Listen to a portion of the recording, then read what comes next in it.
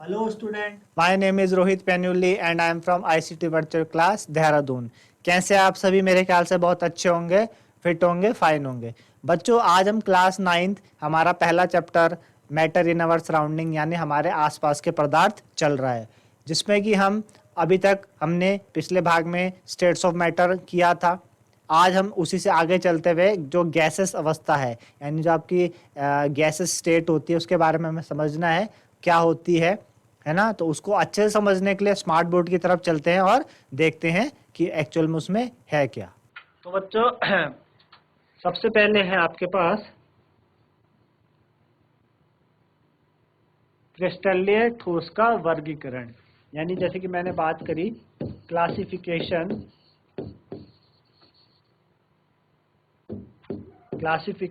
Of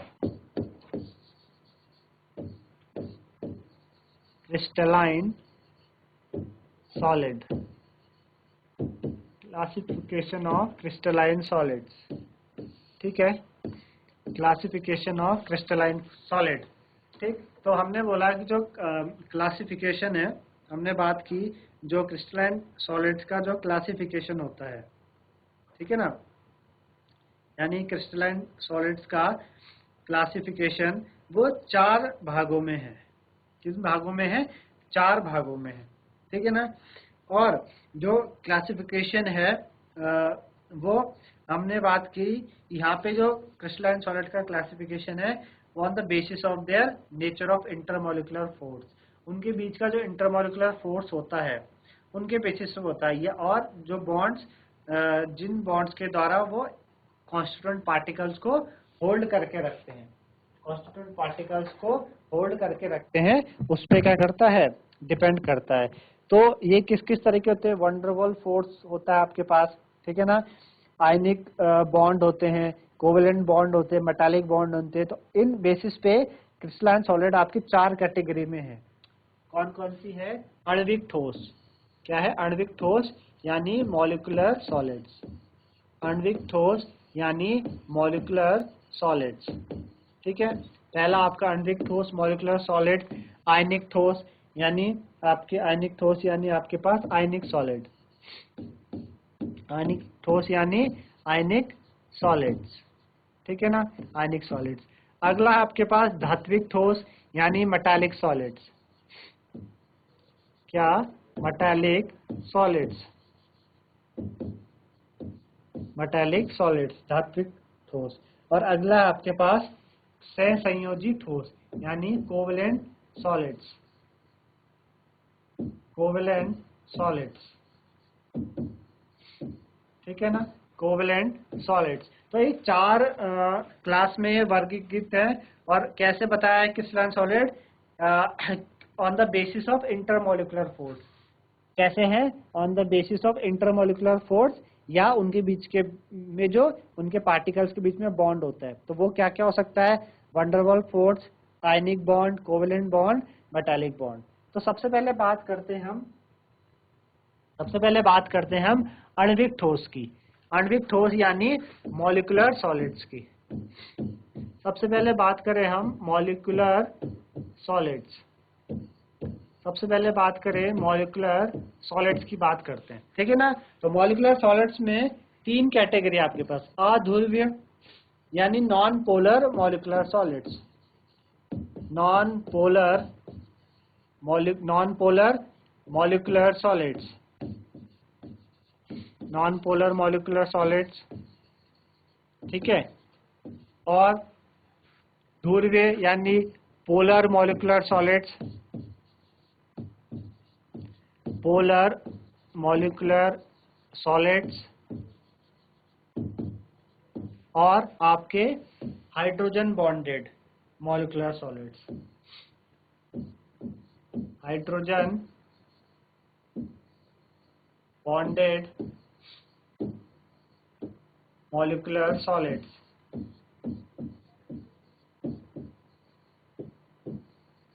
hydrogen bonded molecular solids. तो non polar molecular solids क्या होते हैं आपके? देखिए, नॉन पोलर मॉलिक्यूलर सॉलिड्स क्या है? जैसे कि आप समझते हैं नॉन पोलर यानी उनके बीच में पोल्स नहीं होता। वो या तो सिंपल एटम्स हो सकते हैं, ठीक है ना। सिंपल एटम्स हो सकते हैं, सिंपल एटम्स यानी जैसे आपके पास आर्गन होता है AR, है ना, या आपके पास हीलियम है, सिंपल एटम्स हो गए आर्गन हीलियम, ठीक है ना। या फिर मॉलिक्यूल्स जो कि नॉन पोलर कोवेलेंट बॉन्ड से बनते हैं, है ना, जैसे कि आपके पास H2 या Cl2, है ना। ये क्या है, ये क्या है, ये H2 एक मॉलिक्यूल है, Cl2 एक मॉलिक्यूल है। तो मॉलिक्यूल्स जो कि नॉन पोलर कोवेलेंट बॉन्ड से बनते हैं। 11th में आपने केमिकल बॉन्डिंग में पढ़ा था आयनिक बॉन्ड, कोवेलेंट बॉन्ड, तो वहां पे आपने समझा था कोवेलेंट कैरेक्टर, आयनिक कैरेक्टर।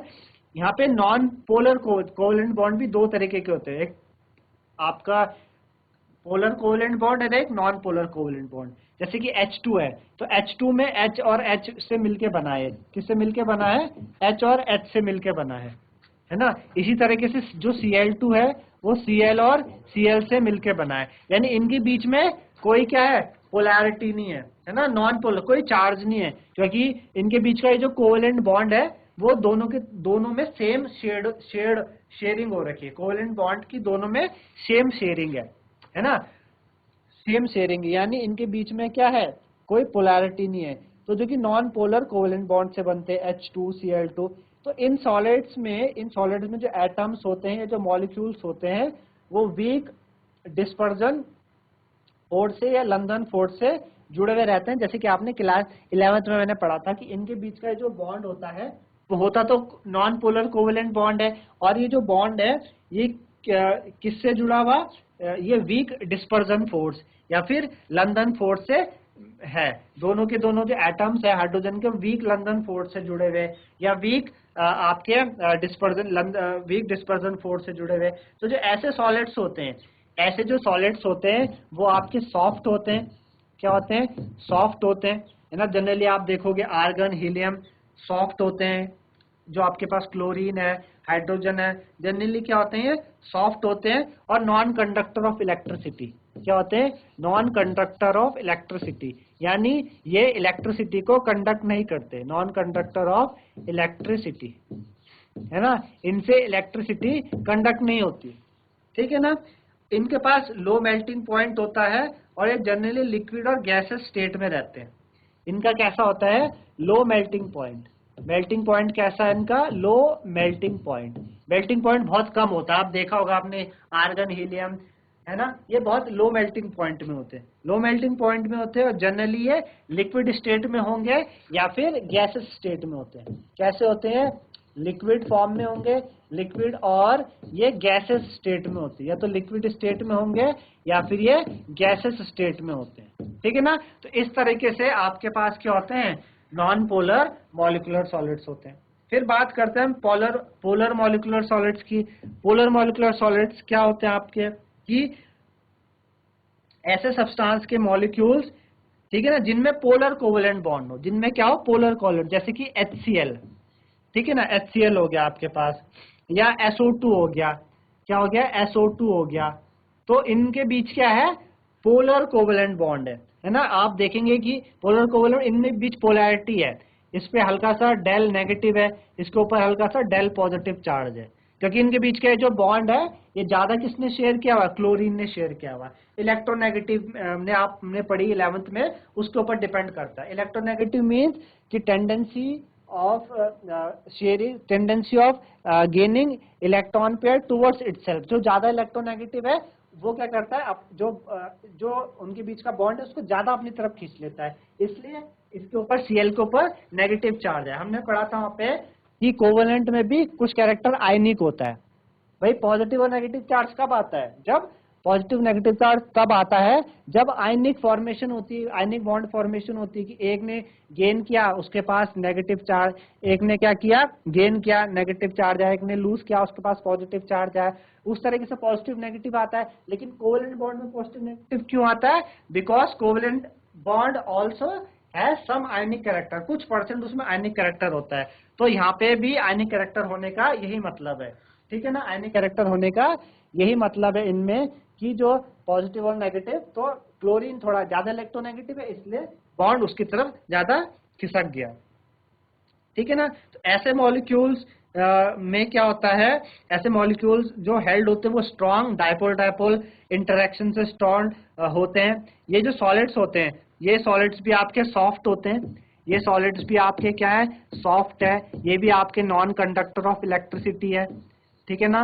नॉन कंडक्टर है किसके, इलेक्ट्रिसिटी के, नॉन कंडक्टर ऑफ इलेक्ट्रिसिटी। ये भी इलेक्ट्रिसिटी को कंडक्ट नहीं करते, ठीक है ना, कंडक्ट नहीं करते। इनके मेल्टिंग पॉइंट हायर होते हैं नॉन पोलर मॉलिक्यूलर सॉलिड से। जो मेल्टिंग पॉइंट होता है इनका हायर होता है किनसे, नॉन पोलर मॉलिक्यूलर सॉलिड से क्या होता है, ज्यादा होता है।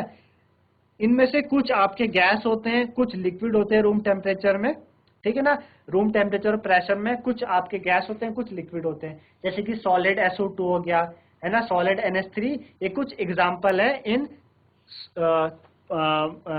पोलर मॉलिक्यूलर सॉलिड्स के, है ना, जैसे कि आपके पास सॉलिड SO2 हो गया, है ना, या सॉलिड SO2 क्या हो गया, जैसे कि सॉलिड SO2 हो गया, ठीक, सॉलिड SO2 हो गया आपके पास, या फिर आपके पास सॉलिड NH3 हो गया। तो ये कुछ एग्जाम्पल है इनके, ठीक है ना, ये कुछ एग्जाम्पल है आपके इन चीज के। इतना सभी को समझ में आएगा, ठीक। अगला है आपके पास hydrogen bonded molecular solid. Hydrogen bonded molecular solid, देखिए हाइड्रोजन बॉन्डेड मॉलिक्यूलर सॉलिड्स क्या होते हैं, ऐसे मॉलिक्यूल्स, ऐसे सॉलिड्स के मॉलिक्यूल जिनमें पोलर कोवेलेंट बॉन्ड हो, किनके बीच में, हाइड्रोजन के बीच में, हाइड्रोजन के बीच में पोलर कोवेलेंट बॉन्ड हो, क्या हो, पोलर कोवेलेंट बॉन्ड किनके बीच में हो, हाइड्रोजन के बीच में, और साथ साथ किसके साथ, हाइड्रोजन के साथ जो अदर इलेक्ट्रोनेगेटिव एटम है, कौन कौन, फ्लोरीन हो गया आपके पास, ऑक्सीजन हो गया, नाइट्रोजन हो गया, दे आर इलेक्ट्रोनेगेटिव एटम, है ना, ये इलेक्ट्रोनेगेटिव एटम होता है। इनमें से फ्लोरीन की इलेक्ट्रोनेगेटिव सबसे ज्यादा है, पूरे पीरियोडिक टेबल में fluorine has the most negative electronegativity, है ना, उसके पास सबसे ज्यादा ताकत है शेयरिंग, जो शेयर्ड पेयर है उनको अपनी तरफ आकर्षित करने की, उसके पास सबसे ज्यादा ताकत है फ्लोरीन के पास। तो हाइड्रोजन के साथ जब इन एटम्स के बीच बॉन्ड बनता है तो उनको हम हाइड्रोजन बॉन्डेड मॉलिक्यूलर सॉलिड बोलते हैं। जैसे कि आप हाइड्रोजन बॉन्ड से समझ ही रहे होंगे, हाइड्रोजन बॉन्ड आपने 11th में पढ़ा है केमिकल बॉन्डिंग चैप्टर में। दो तरह के हाइड्रोजन बॉन्ड होते हैं, इंटरमोलिकुलर और इंट्रामोलिकुलर। कि जब हाइड्रोजन का बॉन्ड, जब हाइड्रोजन बॉन्ड बनता है हाइड्रोजन के साथ और कोई ज्यादा इलेक्ट्रोनेगेटिव एटम के साथ, ठीक है ना, तो इनमें जो स्ट्रॉन्ग हाइड्रोजन बॉन्डिंग होती है, इसमें स्ट्रॉन्ग हाइड्रोजन बॉन्डिंग से मॉलिक्यूल्स क्या रहते हैं, स्ट्रॉन्ग रहते हैं। जैसे कि आपके पास H2 हो गया, आपके पास जो सॉलिड H2 होता है, H2 आइस, है ना, उनमें क्या है, हाइड्रोजन बॉन्डिंग है ना। तो ये नॉन कंडक्टर ऑफ इलेक्ट्रिसिटी होते हैं, ये इलेक्ट्रिसिटी को कंडक्ट नहीं करते। जनरली ये वोलेटाइल लिक्विड होते हैं और सॉफ्ट सॉलिड होते हैं अंडर रूम टेम्परेचर। ये आपके वोलेटाइल लिक्विड भी होते हैं, क्या होते हैं, वोलेटाइल लिक्विड। वोलेटाइल लिक्विड क्या होते हैं, वोलेटाइल से आप समझते हैं, वोलेटाइल मीन्स जो वेपर के फॉर्म में उड़ जाए, वेपर, वोलेटाइल मीन्स जो वेपर के फॉर्म में ऊपर उड़ जाए। तो ये वोलेटाइल लिक्विड्स भी होते हैं, सॉफ्ट सॉलिड भी होते हैं अंडर रूम टेम्परेचर और प्रेशर। तो इस तरीके से मॉलिक्यूलर सॉलिड्स के बारे में आपने अभी पढ़ा। इस तरीके से मॉलिक्यूलर सॉलिड 3 कैटेगरी में डिवाइड है, अध्रुवीय, ध्रुवीय, हाइड्रोजन बॉन्डेड, यानी non polar molecular solid, polar molecular solid और हाइड्रोजन बॉन्डेड मॉलिक्यूलर सॉलिड। एक कैटेगरी हमने क्रिस्टलाइन सॉलिड्स की पढ़ी, ठीक है ना। अगली कैटेगरी में हम चलते हैं आयनिक ठोस, ठीक है ना, आयनिक ठोस में चलते हैं, यानी आयनिक सॉलिड, आयनिक सॉलिड, ठीक है ना। देखिए आयनिक सॉलिड क्या होते हैं आपके, आयनिक सॉलिड, आयनिक सॉलिड यानी, जैसे कि मैं एग्जांपल दूं आपको, आपने आयंस देखे हैं, जैसे कि NaCl, NaCl कैसे बना है, Na plus and Cl negative से मिलकर बना है। इनके बीच में क्या है, आयनिक बॉन्ड है ना। आयनिक बॉन्ड को कभी हम वैसे डैश से नहीं दर्शाते, वो तो हम, हमारा दर्शाने का तरीका है इस तरीके से, जो NaCl, इनके बीच में डैश नहीं होता, है ना। एक्चुअली इनके बीच में क्या होता है, इलेक्ट्रोस्टैटिक फोर्स ऑफ अट्रैक्शन होता है। Na और Cl के बीच में यहाँ पे क्या होता है, यहाँ पे इलेक्ट्रोस्टैटिक फोर्स ऑफ अट्रैक्शन होता है, electrostatic force of attraction, electrostatic force of attraction होता है, यानी इलेक्ट्रिक फोर्स से क्या होते हैं, अट्रैक्ट हुए रहते हैं Na+ और Cl-। वो जनरली हम डैश से दिखाते हैं लेकिन ऐसा नहीं दिखाते। तो आयंस इनमें कॉन्स्टिट्यूएंट पार्टिकल्स होते हैं आयनिक सॉलिड्स के। ऐसे सॉलिड्स कैसे बनते हैं, 3 डायमेंशनल अरेंजमेंट होता है कैटायंस का और एनायंस का। जैसे कि यहाँ पे Na+ क्या है, प्लस वाला क्या कहलाता है, कैटायन कहलाता है, ठीक है, और Cl वाला नेगेटिव वाला क्या कहलाता है, एनायन कहलाता है, ठीक है ना। तो 3D अरेंजमेंट होता है कैटायंस और एनायन का, ठीक है ना, और जो कि इलेक्ट्रोस्टैटिक फोर्स ऑफ अट्रैक्शन से जुड़े हुए, जैसे कि मैंने आपको बताया अभी, ठीक है ना। ये सॉलिड्स क्या होते हैं, बहुत हार्ड होते हैं, क्या होते हैं, काफी NaCl ऐसे जो सॉलिड्स होते हैं आयनिक सॉलिड काफी हार्ड होते हैं और ब्रिटल होते हैं नेचर में, ब्रिटल है ना, एकदम से क्या हो जाते हैं, ब्रिटल हो जाते हैं, टूट भी जाते हैं जल्दी से। तो हार्ड भी होते हैं, ब्रिटल होते हैं नेचर में। इनका जो मेल्टिंग पॉइंट और बॉइलिंग पॉइंट हाई होता है, क्या होता है, high melting point and boiling point. Melting point भी और बॉइलिंग पॉइंट भी सबका क्या होता है, इनका हार्ड होता है, ठीक है ना, इनका हार्ड होता है। इनमें आयंस आपके फ्री नहीं होते, जैसे आप सभी को पता है कि आयनिक जो सॉलिड स्टेट में आयनिक सॉलिड्स होते हैं उनमें आयंस फ्री नहीं होते, तो वो इलेक्ट्रिसिटी को कंडक्ट नहीं कर पाते सॉलिड स्टेट में। लेकिन मोल्टन और एक्वस फॉर्म में ये इलेक्ट्रिसिटी को कंडक्ट करते हैं। बोर्ड में काफी इंपॉर्टेंट क्वेश्चन है, बनता भी है कि why NaCl in solid state, NaCl solid state में do not conduct electricity. Solid state में ये इलेक्ट्रिसिटी नहीं कंडक्ट करता, do not conduct electricity, do not conduct electricity. लेकिन NaCl एक्वस फॉर्म में, NaCl मोल्टन या फिर एक्वस फॉर्म में यानी पानी में घुला हो, जब ये इलेक्ट्रिसिटी कंडक्ट करता है। रीजन दीजिए। इसलिए होता है क्योंकि जो NaCl है सॉलिड स्टेट में, उसके पास क्या है, फ्री आयंस नहीं है। देखिए इलेक्ट्रिसिटी कब कंडक्ट होती है, आपने पढ़ा होगा करंट क्या है, फ्लो ऑफ चार्ज है ना, sorry flow of electron, electron क्या, फ्लो ऑफ चार्ज। तो जब इलेक्ट्रॉन फ्लो करेंगे, फ्री इलेक्ट्रॉन होंगे, तभी तो इलेक्ट्रिसिटी कंडक्ट होगी। अब सॉलिड स्टेट में फ्री इलेक्ट्रॉन तो है नहीं, तो कैसे इलेक्ट्रिसिटी कंडक्ट करता है। लेकिन जैसे ये मोल्टन फॉर्म में आते हैं, एक्वस फॉर्म में आते हैं, तो पानी के पास एक प्रॉपर्टी होती है, डाइलेक्ट्रिक प्रॉपर्टी, जो इनके बीच के बॉन्ड को क्या कर देता है, ब्रेक कर देता है, इनके बीच के बॉन्ड को ब्रेक कर देता है। जब इनके बीच का बॉन्ड ब्रेक होता है तो आयंस क्या हो जाते हैं, फ्री हो जाते हैं, आयंस क्या हो जाते हैं, सॉल्यूशन में फ्री हो जाते हैं मूव करने के लिए। और जब आयंस फ्री हो जाते हैं सॉल्यूशन में मूव करने के लिए, तो वो क्या कर सकते हैं, इजिली इलेक्ट्रिसिटी को कंडक्ट कर सकते हैं, इजिली इलेक्ट्रिसिटी को क्या कर सकते हैं, कंडक्ट करते हैं। तो बहुत इंपॉर्टेंट क्वेश्चन है, बोर्ड में काफी बार पूछा जाता है कि why ionic solid conduct electricity in aqueous or molten form but do not conduct electricity in solid state। तो आपको यही लिखना होगा कि because solid state में उनके पास कोई फ्री इलेक्ट्रॉन्स नहीं होते, जिस वजह से वो इलेक्ट्रिसिटी को कंडक्ट नहीं कर पाते। लेकिन एक्वस और मोल्टन फॉर्म में उनके पास फ्री इलेक्ट्रॉन्स होते हैं, एक्वस और मोल्टन फॉर्म में उनके पास फ्री इलेक्ट्रॉन्स होते हैं, जिस कारण वो इलेक्ट्रिसिटी को कंडक्ट कर पाते हैं, ठीक है ना।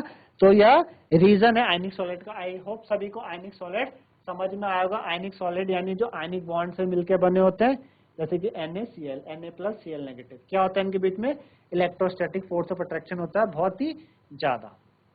2 कैटेगरी आपने पढ़ ली है क्रिस्टलाइन सॉलिड में, मॉलिक्यूलर सॉलिड्स और आयनिक सॉलिड्स, ठीक है ना। 2 कैटेगरी आपने अभी इसमें पढ़ी।